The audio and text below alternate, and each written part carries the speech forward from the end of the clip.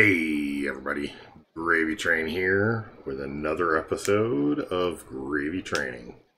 We're down to the last two hero spotlight videos, at least until they release another hero, or I decide that a hero that was kind of lumped in with other ones needs a rework, which may happen, but the urgency around that won't be nearly as high. So today, this is Hero Spotlight number 32. We're going to be covering a couple of dwarves, Dagon and Rogar, a couple of reptiles, Crex and Creole, and a couple of honor-bound heroes, Takumi and Yoko. So, let's get to it. So, we're going to go ahead and we'll start with the dwarves. So, we'll go to family, and we will go to dwarf. And we'll take a look at the two dwarves that don't get used very often. So, we'll start with Rogar, and he's kind of holding on to some extra runes for me right now. So he's a dwarf warrior. He does have an epic. Actually, I remember when he got his epic, it was like, woo! But yeah, so 30% attack, 20% max health, 10% crit chance, 30% chance to daze and deal 3x damage. So, kind of middle of the road, like the plus attack is good. The chance to deal 3x damage is good. As long as you can pile on stats for him, it's okay. And these aren't pure stats right now because I do have a couple of runes on him, so. Right, so he's got Dwarven Resolve, which, if you were born under a rock or are new to the game, means he never misses, enemies can't dodge, and deals bonus damage with to enemies with a high chance to dodge, so aka assassins. Next, he is armored, so he takes less damage from physical attacks. He has a hot head. This creature's attack, or this character's attack, increases 10% for each other fire or dwarf ally on the team. So, some heroes you might consider using with a team like this would be Furnace, who gives a bonus to other red heroes, and I think Armored or something along those lines. There's the, like, Dwarven whatever team. Don't remember off the top of my head, but, yeah. Other fire heroes, Abigail, you know, all those fire heroes. Next, Forgotten Endurance. This is the synergy stat. When he's on a team with High King Valken, this hero gains 20% defense and 20% max health. Honestly, it would be cooler if he got 20% attack and 20% crit or 10% crit or something, but whatever. And that's the passives. So his basic attack, we went over the epic. So his first attack is a melee physical attack on all enemies for basically 2,000 base damage. So it's not bad. It's good for kind of breaking Aegis shields and stuff like that start out. It is good if you have like a chance to disease on touch, or chance to shock on touch, or burn on touch, those kind of things. All those touch runes are good for that sort of thing. If you are running with Dagon, which I will get to, then they kind of have some synergy off each other. We'll get to them when we get to Dagon. I mean, all around, not bad. It's an AoE, so, good. Skull Crusher. 3 melee physical attacks on target enemy for basically 1,000 damage. Woohoo! The advantage here is that nobody can dodge them. Disadvantage here is that they're not all that powerful. So, meh. They do get better, but it's kind of like, eh. So, yeah. That's that one. And then finally, Rage Strike is buffs team attack 74% and a melee physical attack on an enemy for 36 base damage. That's before the attack gets buffed, so it will be higher. So that one's not bad. It's a nice attack buff for the dwarves. And, sorry, I'm just getting some hot water for some tea this evening. So it's not bad damage. It's an attack buff. That's always good. I don't think that stacks with all the other attack buffs, which is kind of the downside. So, of the dwarves, Rogar is probably in last place. Really not great hero. But, I mean, he can be useful. Oh. The other one, or the final dwarf that we haven't talked about, is Dagon Stonecrusher. He's a dwarf warrior. No epic. He has more traits. He is Rogar's father. So, decent enough attack, defense, whatever. He is a gold hero, so he gets 15% boost. Nothing to write home about, but not terrible. He gets Dwarven Resolve, which, if you were asleep in the last hero, means he doesn't dodge, he doesn't miss, can't be dodged, and deals bonus damage, blah blah blah. He's armored, takes less damage. He's impervious. This is pretty good. So he cannot be poisoned, burned, frozen, chilled, envenomed, shocked, or diseased. That is actually not bad at all. Especially if you're going up against Djinn teams and things like that. He's pretty good against that stuff. And he can also not be shaken nor stirred. Just kidding. Dwarven Dynamo. I cracked me up. Dwarven Dynamo. Dwarf allies deal 2x damage to shock targets and gain +1 energy on crits. So, the big synergy here is Dwarf Djinn teams, and you will probably have seen Dagon being used with, say, Dagrind and Valken and Djinn, because of the synergies there. The gaining energy on crits and all that other stuff, that in conjunction with Djinn's abilities really melds really well. Matter of fact, you can use him even without Valken, although he's going to be more powerful with. Oh, okay. Every time I start talking like this in the evening, I start yawning, so I apologize. I'm probably making you guys yawn. Alright, like father, like son. When he is on a team with Rogar Stonecrusher, Rogar will make a corresponding follow-up attack on the same target, a basic attack followed by a basic attack, first ability followed by a first ability, etc., after any attack made by this hero. So, in thinking about it, oh, that would be just sick. So, technically, you throw a bunch of like extra attack runes and all of that on him, on Rogar, and you have Dagrind, Valken, Dagon, Rogar, and you open with Dwarven Smackdown, which means that he's going to take, that Dagrind takes an attack, then Valken takes an attack, then Dagon takes an attack, then Rogar takes an attack, and then Rogar takes an attack because he follows him, but he's also following Dagrind. So that's 1, 2, 3, 4, 5 attacks already.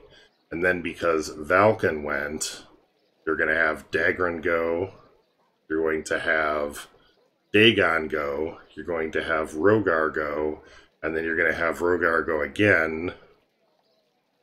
Ugh, that's just disgusting. That's 9 attacks for 1 ability. Broken. I just thought about that. Oof, I may have to try that. unless you guys beat me to it. And if you do, let me know how it works. I'm not sure how that would work against really high-level stuff, because they'd all have to be, like, not frozen or whatever, but it could potentially work. So yeah, let me know. Let me know what you find there. Finally, Forgotten Might. When on a team with High King Valken, this hero gains 25% damage penetration. Also, pretty darn good. Damage penetration, and I will be making that video very soon on damage reduction and damage penetration. This will be multiplicative, so yeah, it's not going to be probably quite 25, but it's not going to be terrible. And if you don't have any damage penetration already, then it's going to be 25%. That's pretty darn good. And granted, his stats make him kind of weaker. His abilities are actually decent. So basic attack is just a basic attack. Electrified Whirlwind. So he does a melee lightning attack on all enemies for 2263 base damage and a chance to shock. In which case, if Rogar is there too, Rogar will follow up. Not bad. I mean, to be honest, it's not bad in that case.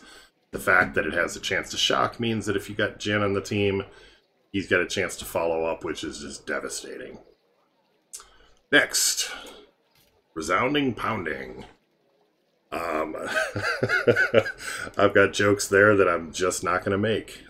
3 melee physical attacks on a target for basically 1200 base damage. If target was killed, it lowers the attack of all other enemies by 73%. So, not bad. It's the equivalent to Rogar's, but everything he does is stronger. And finally, Thunder. Thunder. Thunder Smash. Ho! Oh, man. It is a melee physical attack for 2100 base damage. Deals 85% splash damage to all other enemies, silencing all enemies hit. So that is a good ability. I mean, the 85% splash damage means he's going to do basically 1900 damage. 15%, 1700 damage. About 1750, something like that. Base, before buffs, before runes, any of that other stuff. So he'll end up doing more to all the other enemies. And with splash damage, shield piercing goes through splash, or actually transmits through splash damage. A lot of those other things will transmit through splash damage. So yeah, that has the potential to be pretty devastating. All right, so that's the dwarves. And once again, we've got 6 heroes here, so this is going to take a little bit longer. We're going to get on to reptiles. We've covered all of the Gorgons, but now we've got reptiles. So Krex, reptile tank. Krex is actually decent if you're running him with Gorgons. If you're not, don't bother. Pretty much. He's actually a pretty decent hero otherwise, when he is with Gorgons. So, Gorgon Devotion. He will revenge any attack dealt to a Gorgon. Starts the dungeon taunting if allied with a Gorgon. So, here is where you would put like a disease touch and a shocking touch and a burning touch or extra attack runes and stuff like that onto him so that he applies a bunch of status effects to the enemy. You want to put reptile runes on him so that he has a chance to stone the enemy and all that kinds of stuff. Any attack on a Gorgon means that he is going to get a revenge attack off. That is really good. Sunbathed, also really good. Allied reptiles cannot be frozen and gain 15% defense. So Krex being there means that Zola already can't be frozen, but Viperia and Cobressa also cannot be frozen. Also Creole cannot be frozen, although you're generally only going to take one of these, either Creole or Krex, with you. Maybe sometimes you won't, so... He's armored, takes less damage from physical attacks. Venom Defense 3. So he reduces damage taken per stack of Venom. I'm assuming damage on the enemy. And a chance to apply Venom to melee attackers. When killed, applies Venom to the entire enemy team. Trog Skin. At the end of each turn, cleanse 1 debuff. That's pretty good. It's only on him, but that's still pretty good. It means if he's frozen, whatever, he's going to be unfrozen. His abilities. He has no epic. Basic attack's just a basic attack. So Tail Strike. Tail Strike. Melee physical attack for 4603 base damage. Actually pretty good, especially considering he doesn't have runes on. Provoking, which, once again, provoke means that it's like a taunt, except they can only attack him, they have no choice. And doubling the amount of venom on the target. So if there is no venom, they get 2. If there's 1 venom, they get 2.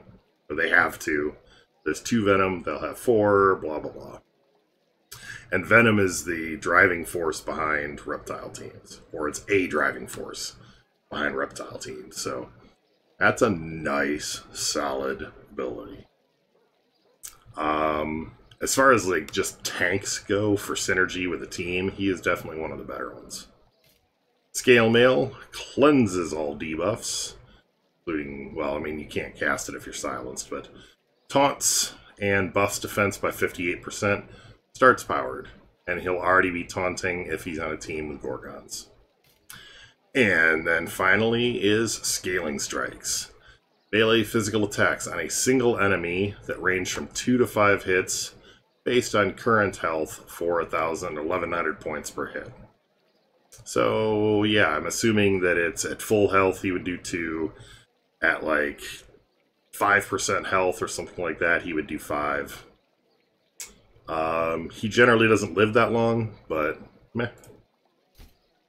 And finally, Admiral Creole. At least finally for this section. He is a reptile warrior instead of a reptile tank. His stats are kind of meh. He used to be kind of my laughingstock until they buffed Gorgons. And now, if you rune him with reptile runes, he can be devastating. Absolutely frickin' devastating. And I will, when we start getting into the passives, you will figure out why. He's armored, takes less damage. Challenge accepted. Boosted damage versus taunting enemies. Always nice. That's Amore. Yes, I didn't even have to make that pun. Marks the last target hit and takes less damage from all unmarked enemies. When no mark is on the enemy team, take less damage from all sources. So that means that he is going to take less damage from everybody except for the last person that he attacked. And if there's nobody that he has attacked or nobody that has a mark, then he takes less damage from all sources. Venomous Paralysis. Venomed targets have a reduced chance to dodge attacks from allies. So that is kind of nice. Some of these just don't feel familiar. Like, I guess I haven't done a spotlight on them, so. Next, Feeding Frenzy follows an allied Gorgon attack with a basic attack. So let's think about that. You're on a team that has Zola, Bressa, Viperia, and Creole. Every single attack made by one of those heroes is going to get followed up by Creole. So you load him up on reptile runes, on all the other, like, bait plus basic attack, all that other stuff. I've watched him turn around and just, like, stone half a team in no time. And then your Gorgons are just going to take them apart. So that stoning is no joke. Yeah, it's absolutely no joke. That is what can make him on a team with Gorgons, and that's the only time you're ever going to run him. But as on a team with Gorgons, Feeding Frenzy makes him viable. because of all of the extra, like, stoning and stuff like that he is going to do. He has no epic. Venomous Swing.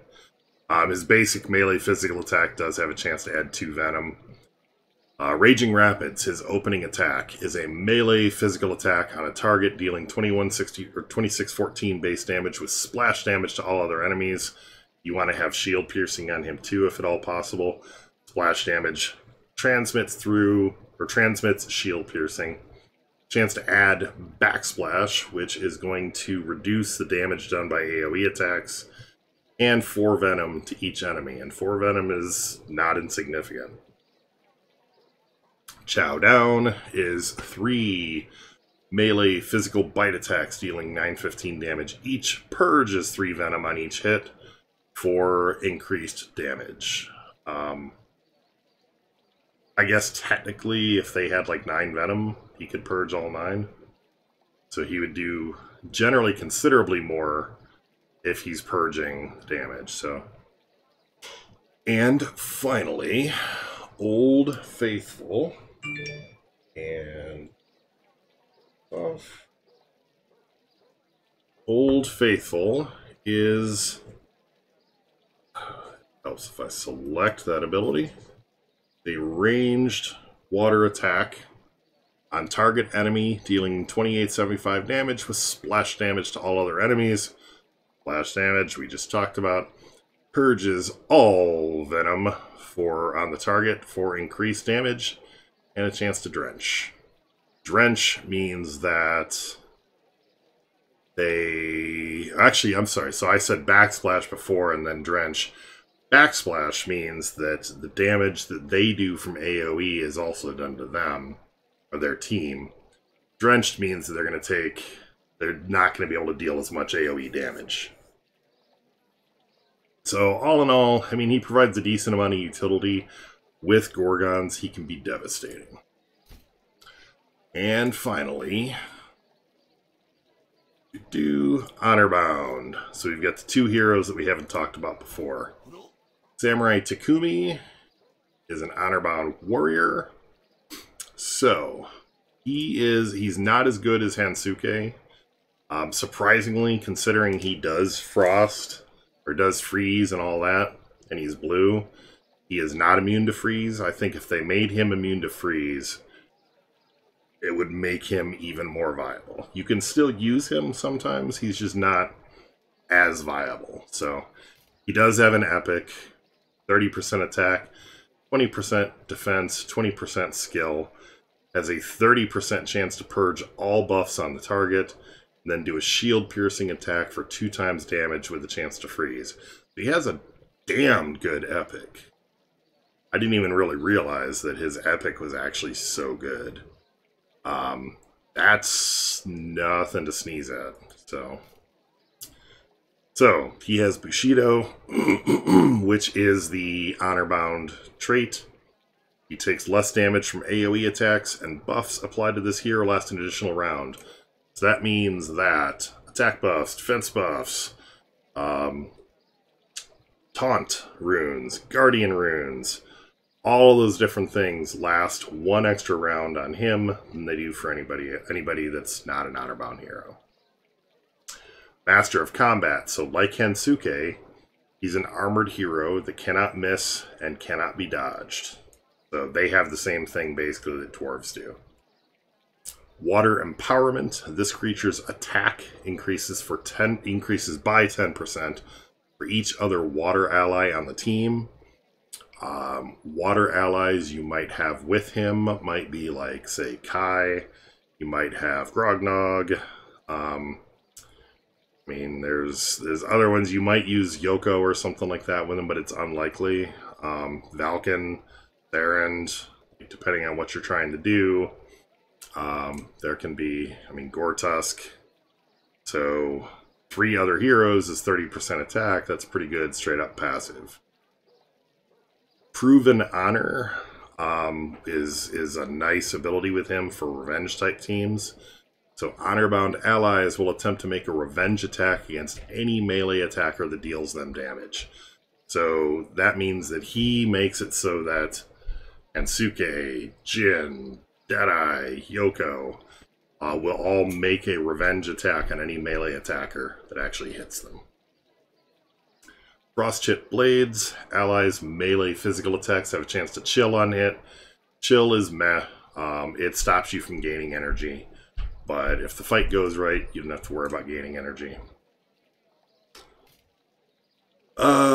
Swing, 1300 damage, so that we already talked about. Frost Katana, his first special, is an armor-piercing melee water attack on a target for 1690 base damage with splash damage.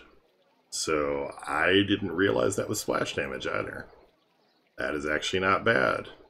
Once again, shield piercing, like purge buff on hit, any of those things, those are all going to go through splash damage. Chance to frostbite all enemies that hit. Frostbite can be okay, especially against the computer that's just going to use the abilities no matter what, or against the AI, whatever. So, yeah, I mean, not terrible. The fact that that's effectively an AE attack, though, I didn't realize that. Bitter Strike is a melee water attack on an enemy for 2000 base damage with a chance to freeze. So that's good. That's like instant crowd control. And starts powered. You can use it round 1 without having to have a festive. And finally, Blade Fury. 3 melee physical attacks for 1300 base damage, 20% chance of an extra attack, and crits have a 50% chance to wound. So that's up to 3 or 4 basic or melee physical attacks with its 50% chance to wound. So chances are it's like a 99% chance that you're going to end up wounding at that point. That is Yokozuna, or Takumi. Yokozuna is an honor-bound tank. So he's kind of a laughingstock. Like, his stats are low. His damage output is low. But so I would use him when I was attacking somebody and I was using an honor-bound team. And I wanted to kind of like, it's kind of like thumbing my nose at them is using Yokozuna to beat them. So you'll kind of see why here. He has no epic. His stats are mediocre, especially for a tank, blah, blah, blah. He does have Bushido, which, like I said, takes less damage from AoEs and buffs last an additional round. He has thick skin, so he takes less damage from physical attacks. It's only physical attacks. But that is like being armored without it being armored. So things that affect armored heroes don't affect him. So that's kind of a nice variant on armored. Twinkle Toes. So he has a chance to dodge attacks after any crit. Cares. It's kind of like meh. Slap of the Sumo. He has a chance to provoke a target on basic attacks. So all of his revenge attacks and all that, he's probably going to provoke people into attacking him. The Harder They Fall, when killed, has a 100% chance to knock enemies off balance, which means they have a decreased attack and attacks are more likely to be dodged. Yeah, I'm actually thinking that with Arya, that wouldn't be bad, because she does more damage to people that are off balance. That's actually a decent synergy there. Belly Flop is a basic attack for 1100. Sumo Stomp is a ranged physical attack on all enemies for small damage, but those that hit are dazed with a minus 60% chance to hit, and raises team defense. So that does nothing against dwarves, does nothing against Hansuke or Takumi, but it does do stuff against everybody else, for what that's worth. And it raises the team defense. So, and it'll also break shields and things like that. It won't pierce shields, but if it's like an Aegis shield up, it'll break an Aegis shield.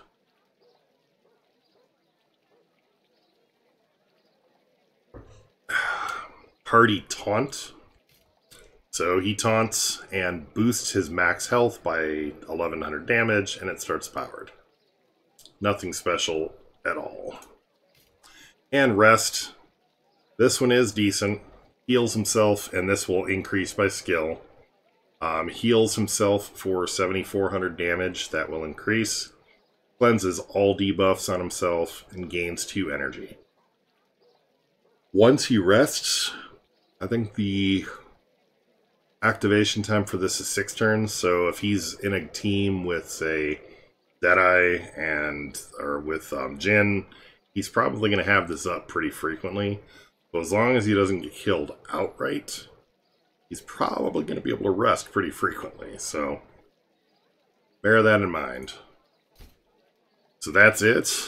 Some teams that you can run, like full-on honor-bound teams, are not bad.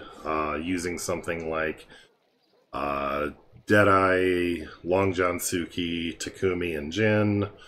I prefer Takumi over Yoko, but I mean, meh. Sometimes he may work out, but these guys are pretty tanky on their own. In terms of the dwarves, you know, plenty of dwarf teams. And in terms of the reptiles, we already kind of talked about that too. So thanks for watching. Remember, I have a poll down below that gets some feedback on types of other games to include in addition to, not instead of, dungeon boss content. Let me know what you think about that. Remember that the Discord is in the chat. You can hang out with me and other members of the community, chat, get more information and insights, ask questions, things like that. Really kind of get kind of extra info and a leg up on information, know when videos are coming out and all that. And yeah, thanks for watching. If you liked it, hit me a thumbs up. Tell your friends, subscribe if you haven't, and you guys have a great day. Thanks.